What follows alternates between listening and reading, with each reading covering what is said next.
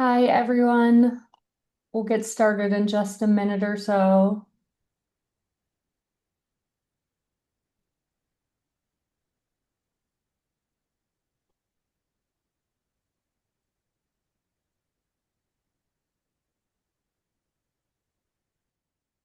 Thanks, everyone, for joining today. We'll just wait another minute or so while participants are logging on to the Zoom.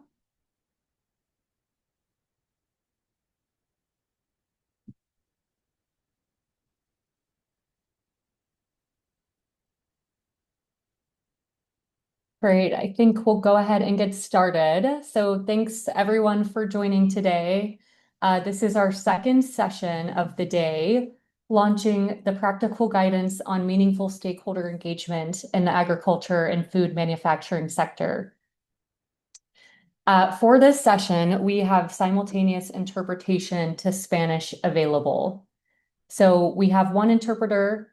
Please make sure that you're able to switch channels when the spoken language changes. So for Spanish, please select the Spanish channel. And we'll also have a company interview in Spanish later on. So Spanish speakers can switch back to the original audio to hear the speaker directly. Please also feel free to use the chat to introduce yourself, your organization or company, and where you're joining us from today.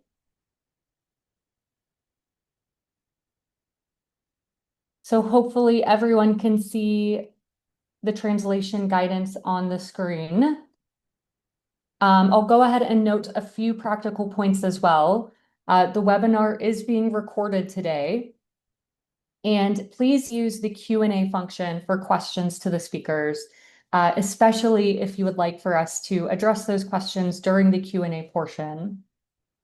The chat can be used for comments, reflections, as well as technical support. But again, questions for our Q&A session should go into the Q&A box. And I see a few folks are introducing themselves in the chat, so that's great.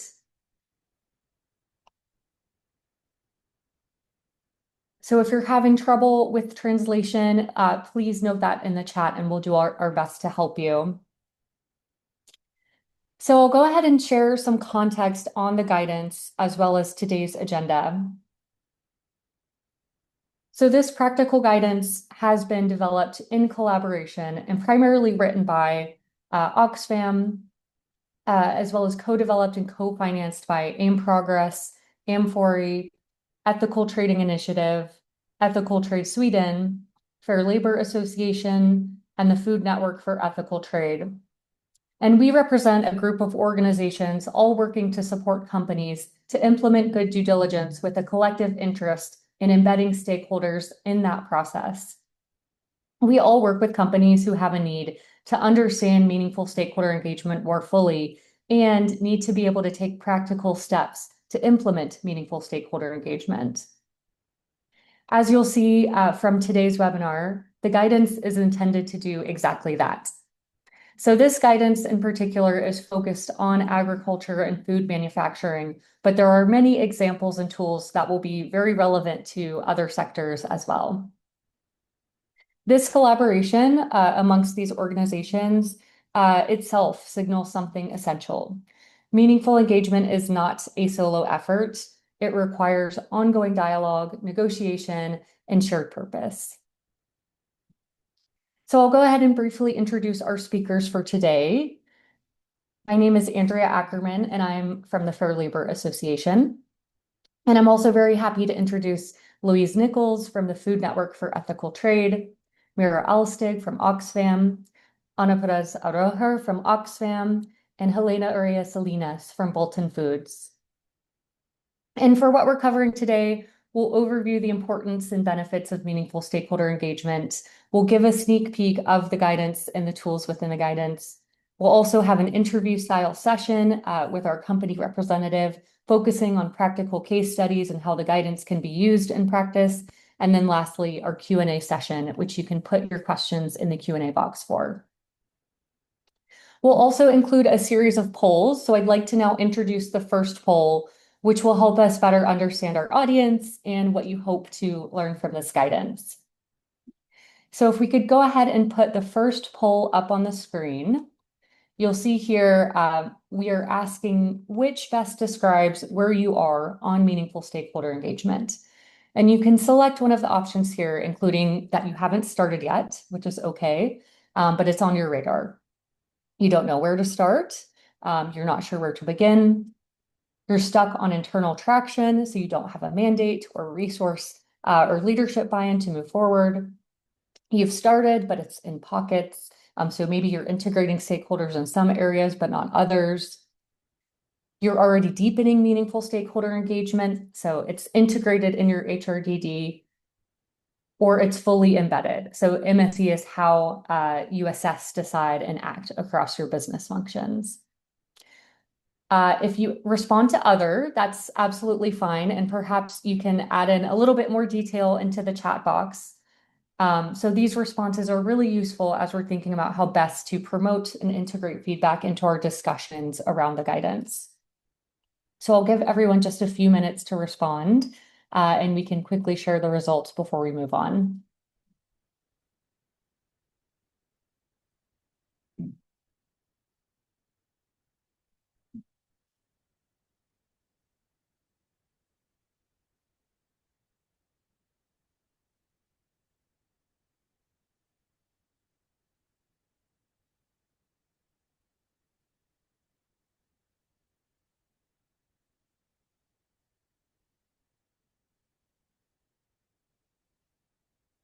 So thank you everyone for responding. We'll give it just a few more moments for everyone to respond to the poll.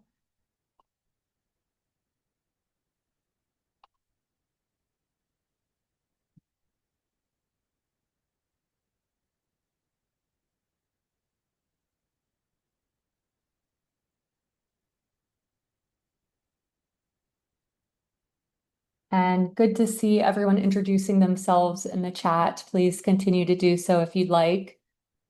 Please also feel free to add any comments or reflections into the chat. And like we said, any questions for the speakers you can put into the Q&A box.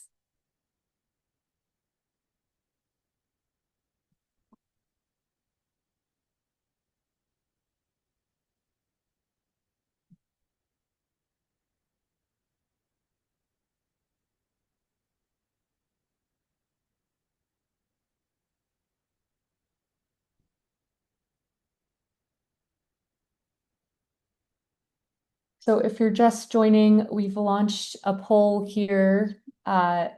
Please feel free to add your responses into the poll. We'll share those results in just a moment. And this is really helping us to get an understanding of where audience members are in their meaningful stakeholder engagement journey.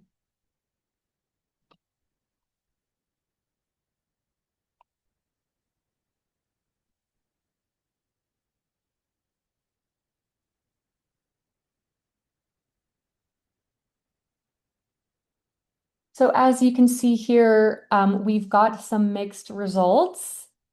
It looks like a lot of you are integrating meaningful stakeholder engagement into your work in some areas, but perhaps not consistently.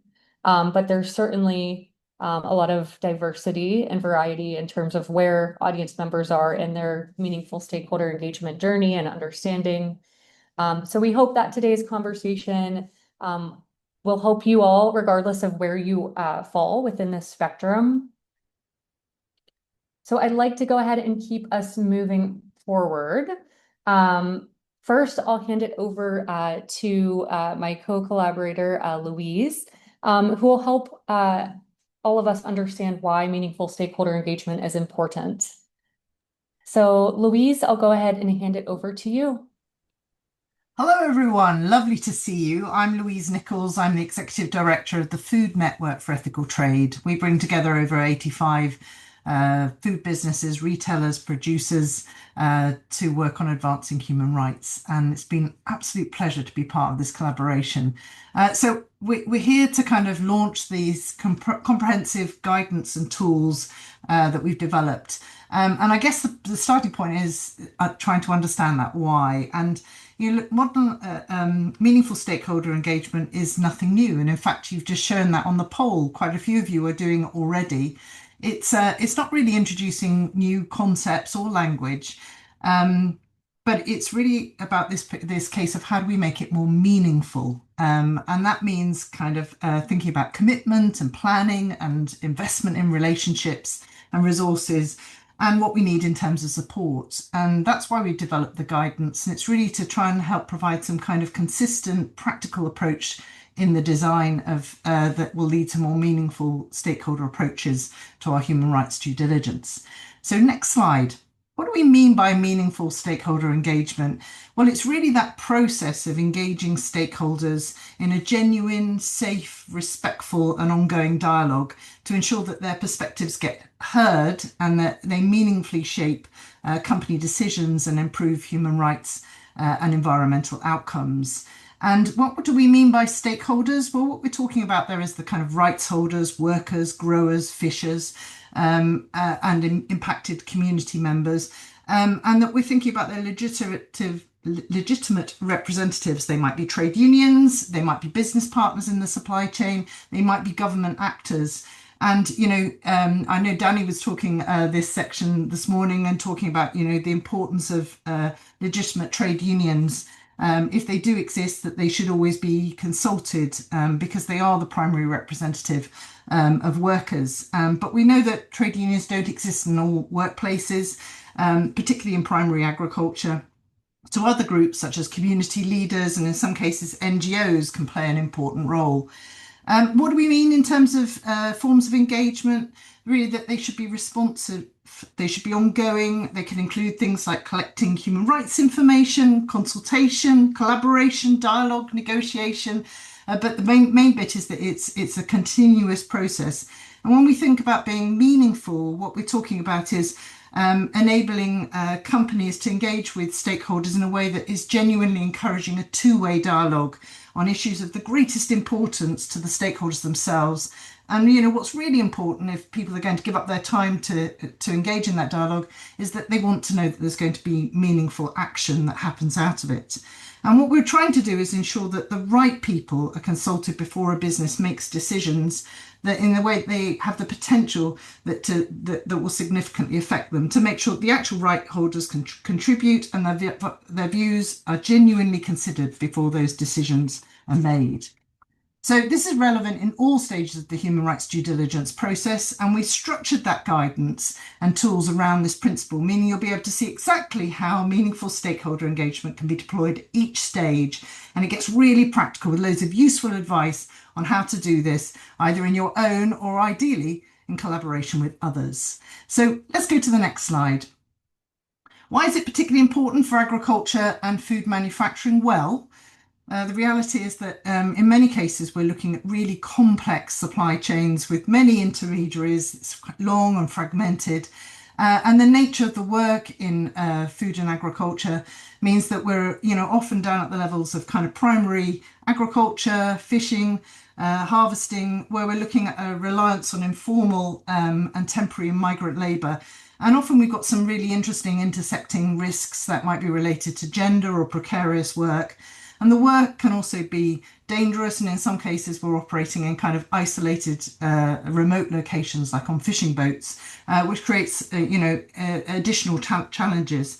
And I guess one of the things that when we think about food supply chains is that there's often quite a bit of power imbalance, which means that can occur all the way through the different levels of the supply chain, which leads to human rights sometimes being pushed onto suppliers and to smallholders and workers and communities.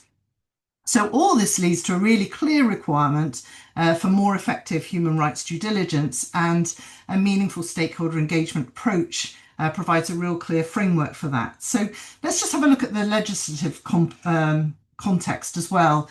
So as we can see from a soft law requirements on the slide, stakeholder engagement's been a fundamental part of human rights due diligence, and it's expressly called out in both the UN Guiding Principles and the OECD Guidance on Responsible Business Conduct.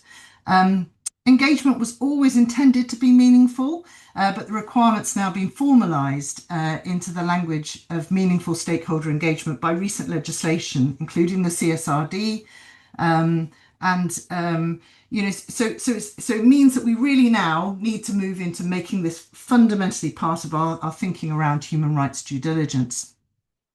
So let's go to the next slide. So, because of this move from soft to hard law, it's really become, that was kind of the catalyst for why we decided to do the guidance. And so, what's some of the benefits of adopting this approach? Well, first and foremost, it's about ensuring that people's fundamental human rights are respected both in and out of the workplace. But it's really about building trust, treating people fairly, getting a genuine insight into the impacts of your actions will really help you have a more resilient business and supply chain that's more aligned to kind of the international expectations that are coming from your customers. And also, when you do this in an effective way, it will vastly reduce your likelihood of things going wrong further down the line. So let's move a little bit further into hearing more about this.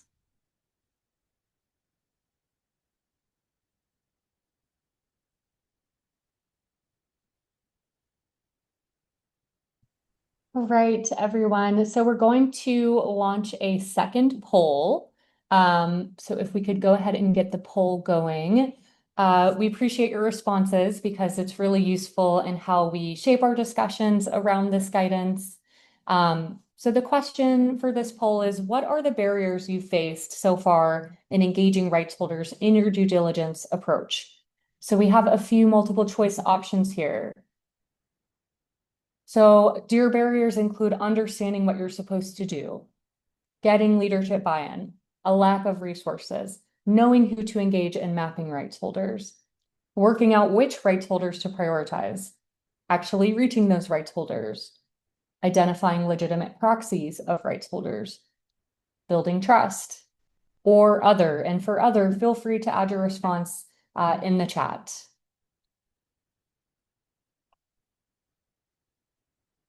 I'll just say quickly again, if you have questions for our Q&A portion of the conversation, please put those into the Q&A box. Thanks for introducing yourselves in the chat, but please do direct your questions to the Q&A box for that portion of the webinar.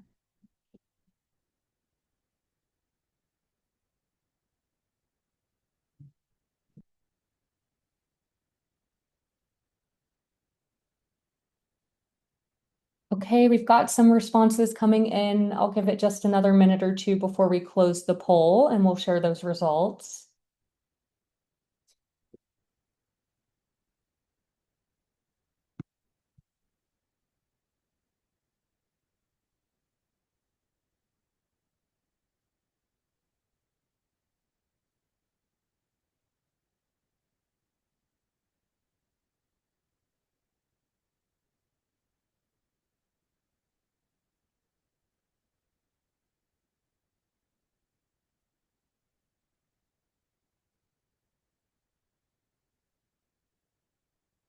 A couple more responses coming in. Thank you all for answering.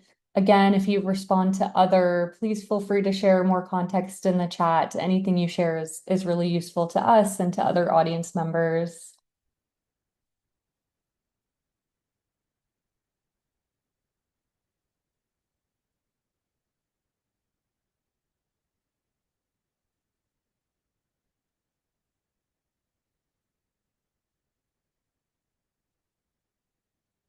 So I think perhaps we can close the poll out in just a moment and share those results.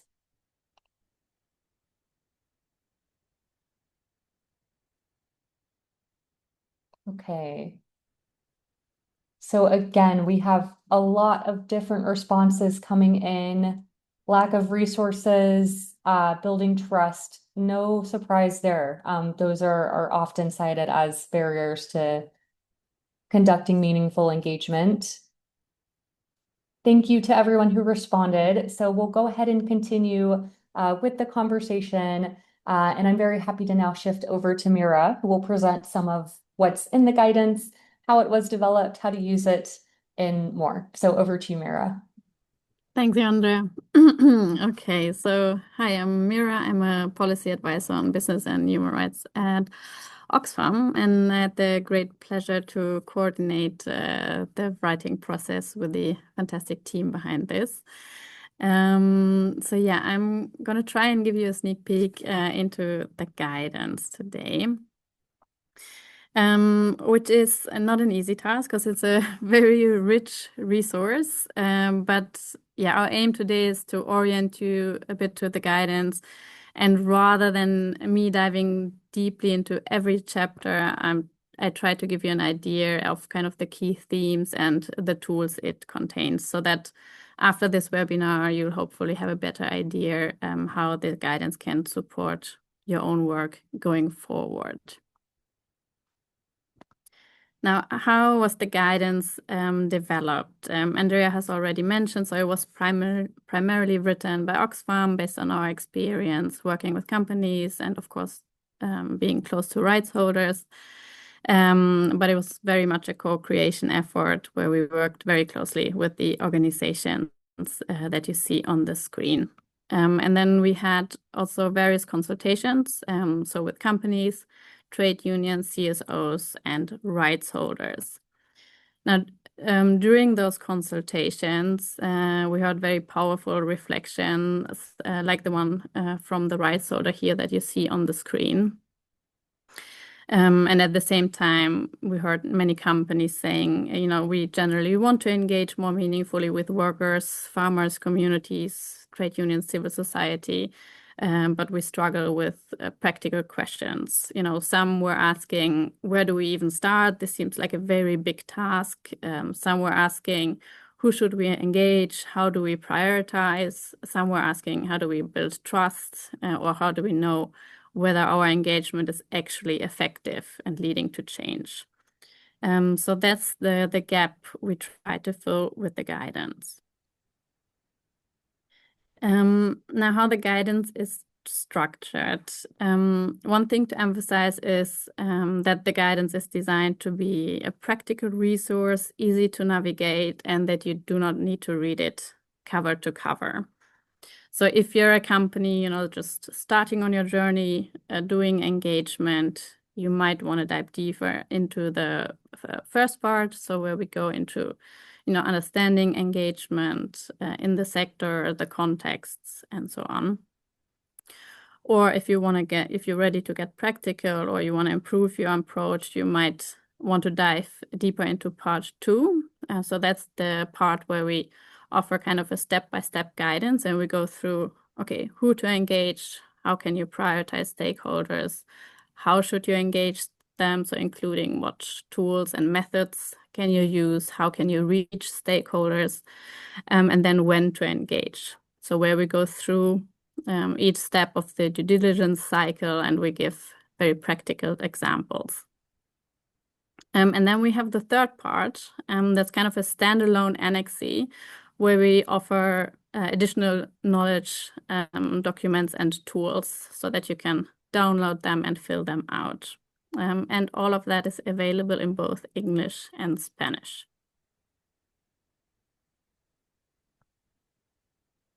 Now, what good looks like. So in the introduction, we also cover what meaningful engagement should look like. So we cover a couple of principles. So of course, this is about, you know, putting people really at the heart and center of your engagement, you know, in good faith, being respectful, but also making sure that it's early and continuous, informed and rights-based, safe and accessible, inclusive and legitimate. And in the guidance, we unpack these principles and give very practical examples of companies that did just that.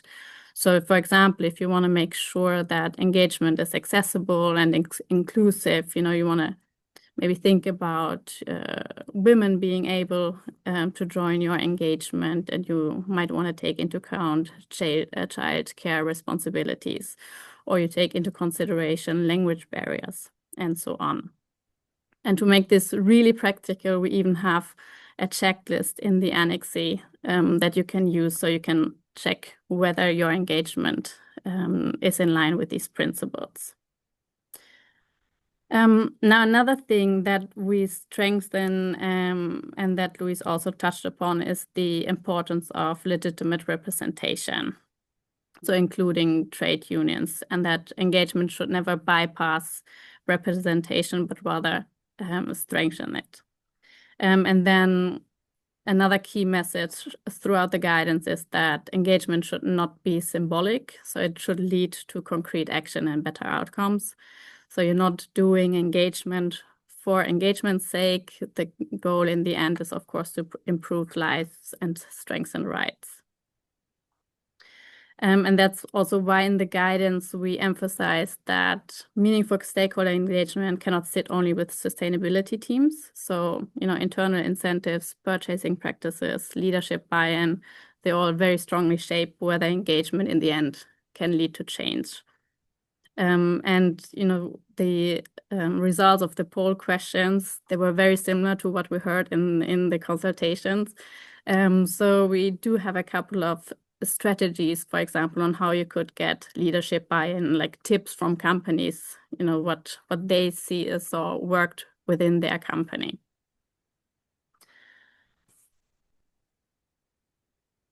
Now, another issue that came up during the consultations and that we therefore put focus on in the guidance is building trust.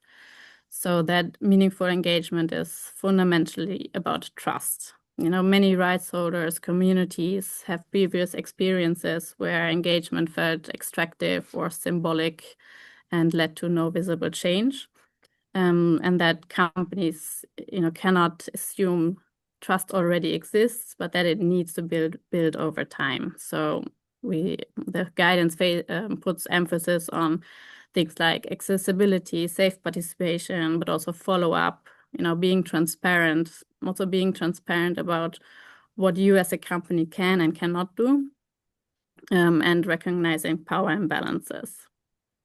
And that engagement is not only about listening, but also responding and showing how input influences decisions in the end, and that's also really important to build trust over time. Now, the last part, I want to focus a bit more on the practical tools that we have in the guidance. So one is the stakeholder mapping tool. Again, this was something that companies flagged that, they have many questions around mapping stakeholders and prioritizing them. So the mapping tool is really trying to help you to do that in a more systematic and risk-based way. Because that's very much key, especially in this sector where you have thousands of supply chains. You will not be able to engage everyone, so you need to prioritize and check where the risks are the highest. So this tool really helps you with that. So there are a couple of guiding questions, for example. It takes you through all the steps, and then you can develop a dashboard at the end for your engagement. And it's very much designed specifically for the reality of the sector. So, for example, to make sure that you're not missing out on important rights holders, like transient workers, for example. You might have workers that only in your supply chain for a couple of days, during harvest season, a couple of days a year. Yes. Now, the next tool is a data collection and management tool. Because we built that because companies, again, were asking, so how can I measure the success of my engagement? How do I know that it's actually effective? So this tool will help you do just that. So it helps you both to measure the quality of your engagement and then all the way to measure whether your engagement in the end has an impact and leads to more meaningful or better outcomes for people. And then we give a couple of example indicators and data sources that you can use to measure that. One thing here to say is, of course, that important indicators are also the hardest to measure. So these are about, trust, for example, whether people felt heard or whether harms were actually being addressed. So whether rights holders feel that impacts have been addressed. Some final reflections. At the end, just want to say, of course, meaningful stakeholder engagement is not about perfection from day one. It's a learning journey, and the key is to start with the right intentions.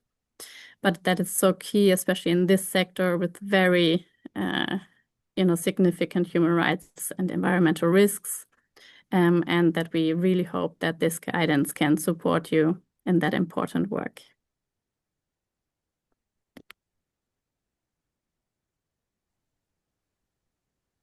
Okay, thank you, Mira.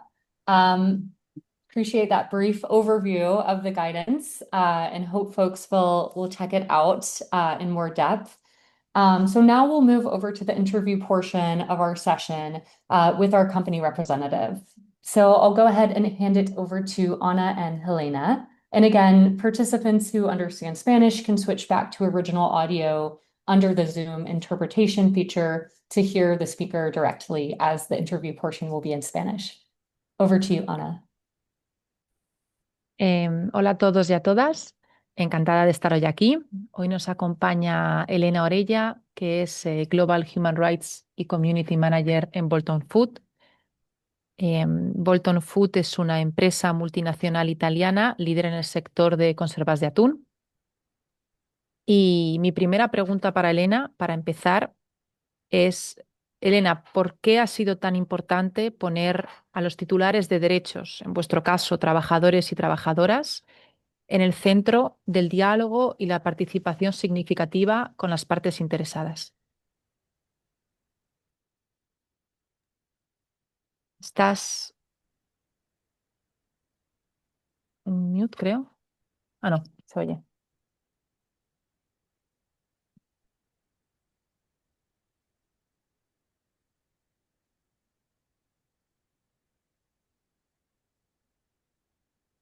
No, no se oye.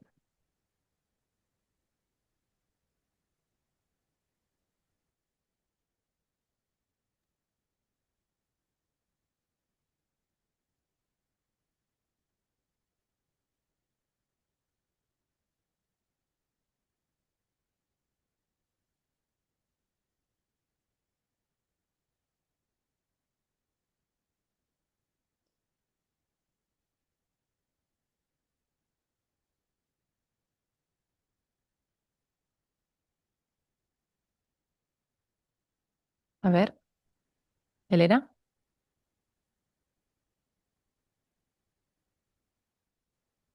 Yo no te oigo. Mira, Andrea, can you hear Elena? No, so we cannot hear you, Helena. Perhaps you can disconnect and reconnect your audio. Thanks everyone for your patience. ¿Me oís ahora? Oh, there we go. Sí. Ahora sí. Ah, no sé qué. Vale. Perdón. Nos estaba diciendo que muchas gracias por la invitación. Es un placer estar aquí hablando de este tema tan interesante que para nosotros además ha sido tan importante en el trabajo que hemos hecho con Oxfam, haciendo un análisis de impacto en la cadena de suministro del atún, que si no sabéis es una de las más largas y complejas del sector de la alimentación. Nosotros nos dimos cuenta muy pronto que no se pueden entender realmente los riesgos, los impactos en derechos humanos a través pues de simples auditorías, ¿no? Igual algún auditor, si nos está escuchando, se enfada, pero es verdad que, ¿no? Que si quieres saber realmente los impactos que estás teniendo en tu cadena de suministro, tienes que ir más allá de una mera auditoría, ¿no? Así que junto con Oxfam decidimos realizar evaluaciones de impacto en 3 países que constituían nuestras 3 principales cadenas de suministro: Colombia, Ecuador y Marruecos. Y la verdad es que el pilar fundamental siempre ha sido el diálogo directo con los trabajadores y trabajadoras, ¿no? Esta metodología de Oxfam, ¿no? De hacer análisis de impacto en derechos humanos, el diálogo directo con trabajadores y trabajadoras ha sido siempre ¿no? el pilar fundamental y lo que ha ido conectando todas las fases del análisis que hemos hecho, de la evaluación que hemos hecho en derechos humanos. ¿Por qué? Porque es necesario escuchar los impactos directamente de las personas afectadas, ¿no? La propia actividad diaria nuestra provoca impactos muchas veces invisibles, muchas veces tenemos impactos de los que no nos damos cuenta y la única manera de saberlo realmente es preguntar a las personas que pueden estar sufriendo esos impactos, ¿no? Y sobre todo conocer la causa raíz de esos impactos, porque solo conociendo la causa raíz de esos impactos podremos poner las medidas necesarias para evitarlos, mitigarlos y repararlos, ¿no? Y esto hace, además, que los planes de acción que hemos puesto tras estos análisis de impacto estén basados en la realidad, con unas acciones muy concretas y con unos objetivos muy claros. Entonces, entiendo que este proceso de diálogo lo habéis empezado primero en vuestras propias operaciones. Esto es una decisión estratégica, analizar primero vuestras propias plantas antes de pedir lo mismo, plantas y barcos, antes de pedir lo mismo a vuestros proveedores. Claro, sin duda, ¿no? Teníamos que iniciar nosotros primero este proceso, teníamos que liderar con el ejemplo, ¿no? Y ser responsables en nuestra propia casa para luego, bueno, pues poder pedir esa responsabilidad a nuestros proveedores. Además, construyendo, o sea, haciendo estos análisis de impacto, ¿no? En estas plantas y en estas cadenas de suministro nuestras. Eh, Haciéndolo tuvimos la oportunidad de construir un marco de trabajo muy sólido, eh, con una curva de aprendizaje enorme que nos ha dado, yo creo que la credibilidad y la legitimidad para pedir lo mismo, ¿no? A nuestros proveedores, ¿no? Nosotros ya lo hemos hecho, es verdad que es un proceso difícil, no es fácil, pero bueno, realmente merece la pena y realmente creemos que merece la pena para demostrar entre todos, ¿no? Que otra manera de hacer negocios es posible. Pasemos a la parte práctica. Entonces, para cualquier persona que nos esté escuchando y quieren organizar una sesión de participación significativa, en este caso con trabajadores y trabajadoras, teniendo en cuenta tu experiencia en vuestro sector, algunos consejos claves. Eh, mm, Esto lo hemos hablado muchas veces internamente también y yo destacaría cuatro puntos, ¿no? Primero, la confianza. Eh, Si un proceso de estos no cuenta con la confianza suficiente, no va a servir de nada.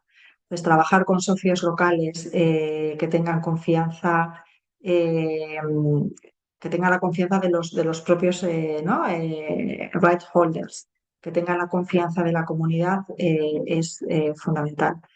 Después es muy importante algo que nosotros al principio no le dimos mucha importancia, que es priorizar un espacio seguro y voluntario, ¿no? Los grupos de discusión eh, para realmente analizar qué impactos estamos teniendo se hacen fuera de las instalaciones y la dirección de la empresa no puede estar presente. Yo insistí mucho a los equipos de Oxfam que yo quería estar, que iba a estar calladita en una esquina, que no iba a decir nada, pero que quería ver y no, es verdad que, bueno, pues la mera presencia de alguien de la empresa hubiera hecho que el proceso fuera mucho menos eficaz, ¿no? Enviamos cartas a todos los empleados explicándoles el proceso y animándoles a participar de una manera absolutamente voluntaria y, por supuesto, cubriendo todos los gastos que iba a suponer su participación en este proceso. Las horas que dedicaron a esto se contabilizaron como horas de trabajo, cubrimos el transporte, la comida y todos los gastos asociados. Hay que tener en cuenta también la perspectiva de género. Nosotros, sobre todo, porque es un negocio donde hay una presencia masiva de mujeres en la fase de procesamiento, con lo cual contamos con expertas en género en estos grupos. Hicimos grupos solamente de mujeres, ¿no? Dándoles un espacio, ¿no? seguro para hablar de, bueno, pues de temas muy sensibles como puede ser la discriminación o el acoso, ¿no? O de una manera absolutamente eh, segura y sin barreras. Y después el último consejo es la adaptación, ¿no? Creo que aprendimos que hay que tener en cuenta los niveles, los diferentes niveles de alfabetización que tenemos en nuestras plantas. Normalmente son personas de bajo nivel académico o educativo y tuvimos que ir más despacio, dar más tiempo a los facilitadores para explicar los cuestionarios, las guías, para explicar el proceso, ¿no? Por ejemplo, en el caso de Marruecos, creo que es, ¿no? Podemos destacar, muchas de las mujeres que trabajan con esto son analfabetas, con lo cual tuvimos que adaptar, ¿no? Los cuestionarios, no podíamos entregarles cuestionarios por escrito. Bueno, yo creo que esos 4 puntos pueden ser ¿no? Los más importantes, ¿no? En cuanto igual a consejos se refiere. Em, Dos últimas preguntas. La primera, em, evidentemente este es un trabajo que habéis hecho vosotros, pero trabajar con proveedores evidentemente es más complejo porque pueden ver este ejercicio como una necesidad de control por parte del comprador y son más proveedores de la plantilla. Entonces, ¿cómo afrontáis estos retos cuando la participación en el diálogo no es con vuestros empleados, sino con diferentes actores en la cadena de suministro? Pues esto ha sido en algunos países bastante complicado, ¿no? Porque aunque es verdad, como dices, Ana, que las evaluaciones se centran en nuestras plantas, nos aseguramos de incluir también a trabajadores y trabajadoras de proveedores. O sea, de empresas que formaban parte de la cadena de suministro de Bolton Food, pero también de ¿no? empresas que no formaban parte de la cadena de suministro de Bolton Food, incluyendo a competidores, ¿no? Porque queríamos tener una visión global para saber si los impactos que estábamos viendo eran solamente nuestros o si era algo estructural a toda la industria atunera, ¿no? Intentando también por todos los medios ese tono ¿no? de auditoría, de policía, ¿no? Más con un tono más conciliador, más en tono de transformación, ¿no? Eh, Sobre todo incidiendo en que este era un ejercicio de aprendizaje para toda la industria, ¿no? No una inspección de cumplimiento y sobre todo incidiendo en que ¿no? Tenemos que ser todos conscientes en industrias tan complejas como esta que el compliance, ¿no? El cumplimiento normativo no es sostenibilidad. Sostenibilidad es ir más allá del cumplimiento normativo. A veces los proveedores o estas otras empresas eran muy reticentes. En estos casos trabajamos con los socios locales para entrevistar a trabajadores de forma individual, fuera de su horario laboral.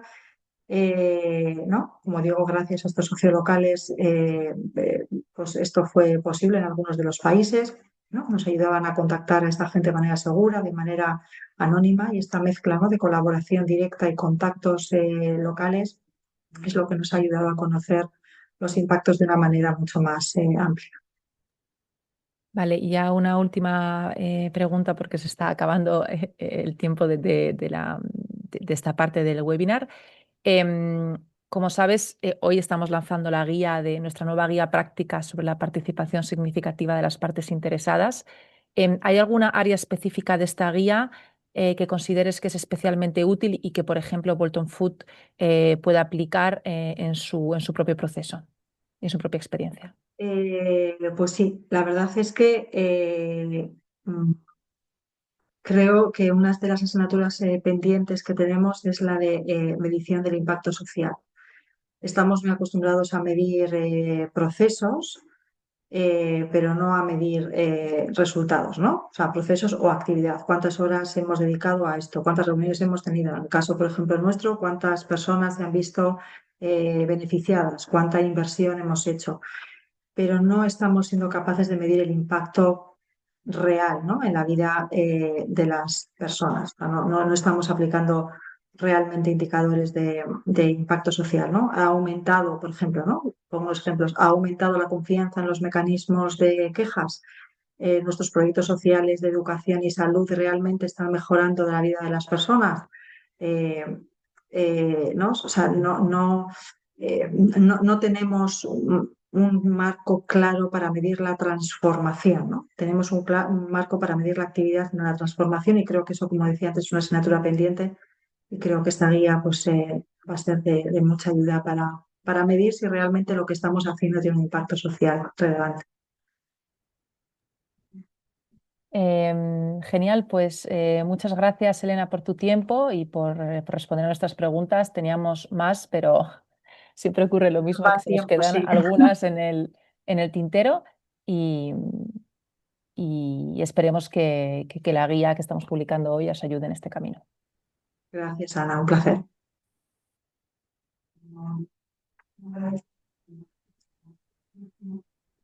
Thank you so much, Anna and Elena, for those examples and opportunities, of meaningful engagement based on real experiences and cases. So we'd like to introduce one final poll before we move to our Q&A session. So the final poll, if you could put that up, will really focus on what are you hoping to get out of the guidance? And so please go ahead and fill in your response.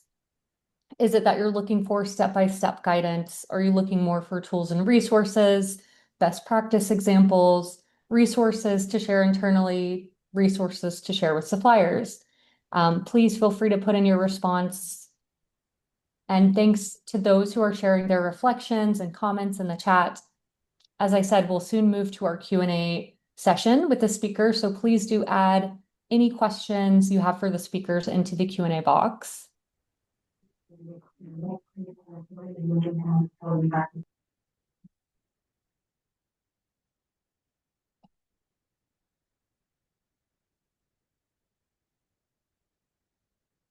So I see responses are coming in. We'll just leave the poll up for another minute and then we'll shift to our Q&A. I see some questions coming into the Q&A box too, so please continue to add those there.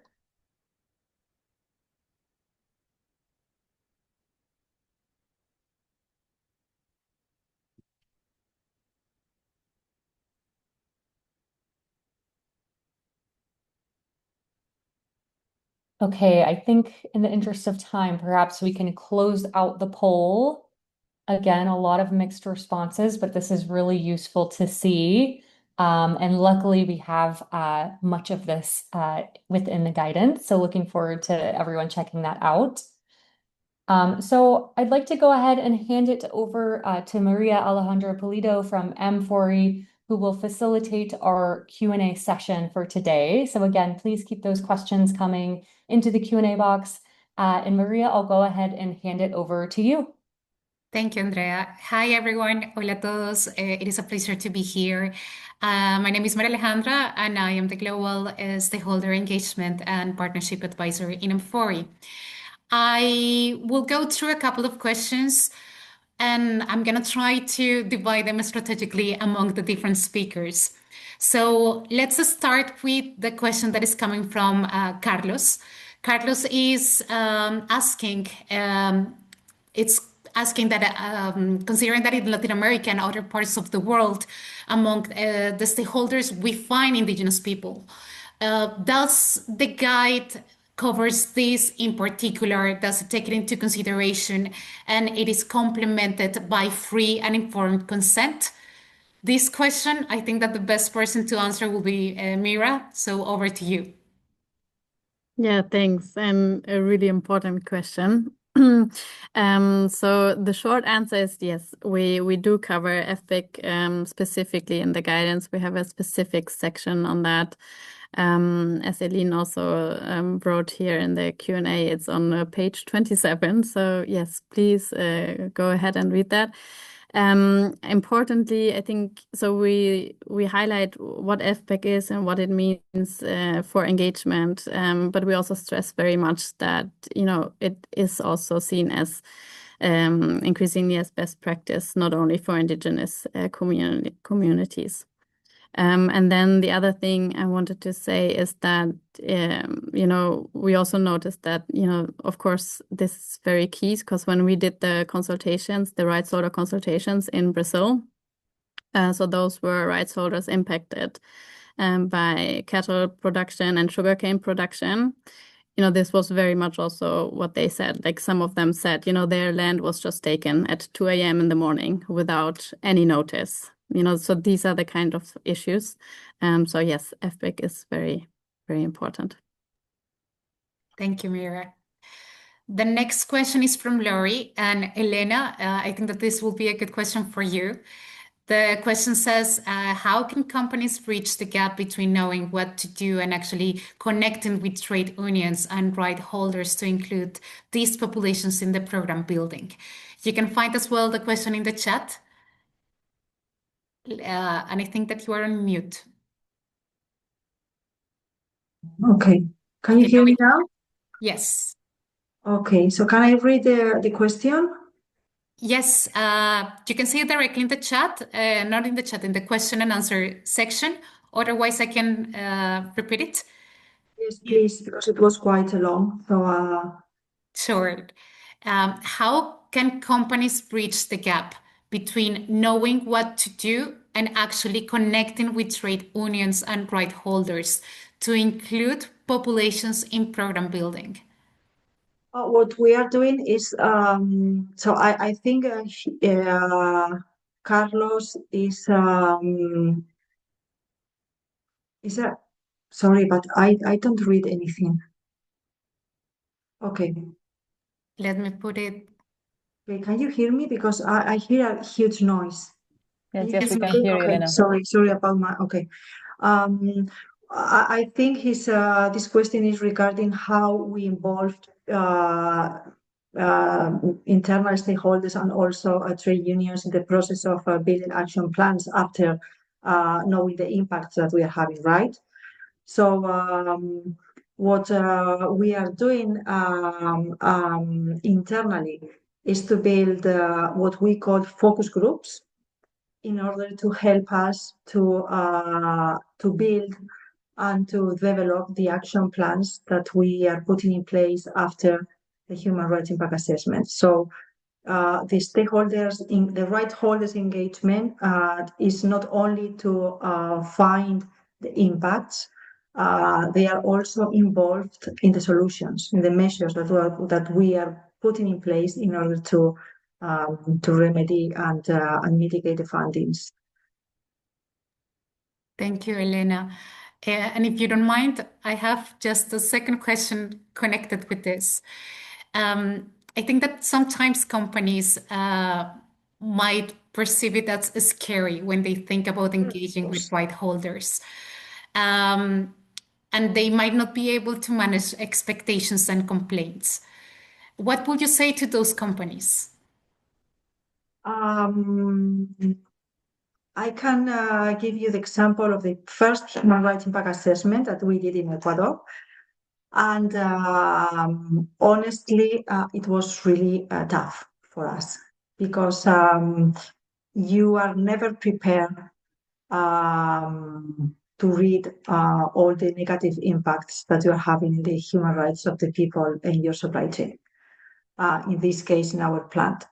Also because the stakeholders engagement, the right holders engagement was so big in doing this assessment that some of the issues we found were based on perceptions.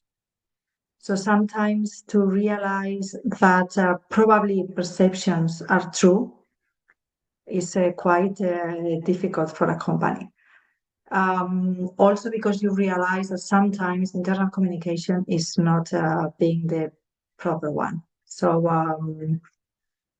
to realize that perceptions or to realize that you have to take into consideration perceptions because sometimes perceptions are giving you a lot of clues. It's a transformational cultural behavior within the companies that I think it was really shocked at the beginning. But it was during the first assessment that we did in Ecuador. I think that for the one in Morocco and the one in Colombia, we already learned a lot and we already gained a lot of expertise to manage these internal expectations. Because at the end of the day, the result is really good. So, you don't have to perceive these findings as a threat. You have to take them as an opportunity to improve. So I think that's the clue for companies. It's not something bad. It's an opportunity you have to improve your internal way of working, your internal policies, your internal mechanisms. So I think that could be a very good conclusion. Thank you, Elena. I'm sure that many after this webinar might be reaching out for more tips. So Okay, no worries. be prepared. But before I hand over once again to Andrea, because I'm looking at the time and we are running out of time, I would like to ask this last question to Luis. This question is from Catherine, and she's asking, has the guidance explored how to overcome stakeholder fatigue, particularly in supply chains with significant human rights, due diligence, and were there any good practices related to this? Luis, over to you. I mean, it's a great question, and we're seeing it happen more and more, aren't we? Where you particularly have a human rights risk, and a number of brands and businesses are all looking at the same human rights risk, all contacting the same stakeholders to ask them for time. I mean, this is where we really would encourage kind of collective action. If you're going to be engaging that stakeholder, how could you do it with others? And hear their perspective. I think the other thing that we need to increasingly think about is, should we be paying that rights holder perhaps for their time, particularly if it's a small civil society organisation. But yeah, there's some good top tips in the case studies of things you can do, but it is something we'd all recognise we need to get more and more case studies. I noticed Louise Herring put that in the chat. We're going to be looking for more case studies as we roll out this guidance, because it's all those different ideas of different ways we could engage. I mean, also, I think there was something else in the chat about kind of the use of digital tools, where again, we maybe could be more thinking about the stakeholders' time and how that might be an easier way to engage with them as well. Thank you, Luis. I think that this is the right time to give the floor to Andrea. Thank you so much, everyone, for your answers, and as well the audience for the questions. Great. Thank you so much for the important questions raised in today's discussion. We're happy to say that a lot of these questions are addressed in the guidance, so recommend everyone taking a look there. We have information for where to download the guidance on the screen and coming to you through the chat. So please don't hesitate to go to the guidance. It is now live. Please do download it. If you have any challenges with downloading it, please don't hesitate to reach out to any of the speakers today, and we can support you with accessing the guidance. We also have the option to provide us feedback on the guidance, because we understand how important it is that we all continue our learning on the topic of meaningful stakeholder engagement and how we can best support companies and other stakeholders on their journey. As for the session today, we will share the recording and the slides with participants who registered and joined the session. We'll share those sometime next week, so please do keep an eye out for that. And as you can see here in the chat, we do have the feedback form available to you all, so please do access the feedback form and share your thoughts with us that way. But we have noted the questions in the chat, the feedback already in the chat from both the earlier session today and the session now. So really appreciate the active participation from everyone today. And as you can see on the screen, you can access the guidance through the code there. We also have it pasted in the chat. So with that, thank you, everyone. Thank you especially to our speakers today. Thank you to the many organizations involved in putting this guidance together. We're really excited with the final product, and we look forward to continuing to engage on this topic. So I hope everyone has a good rest of your day. And again, thank you so much for joining today. Thanks a lot. Bye-bye. Thank you and goodbye.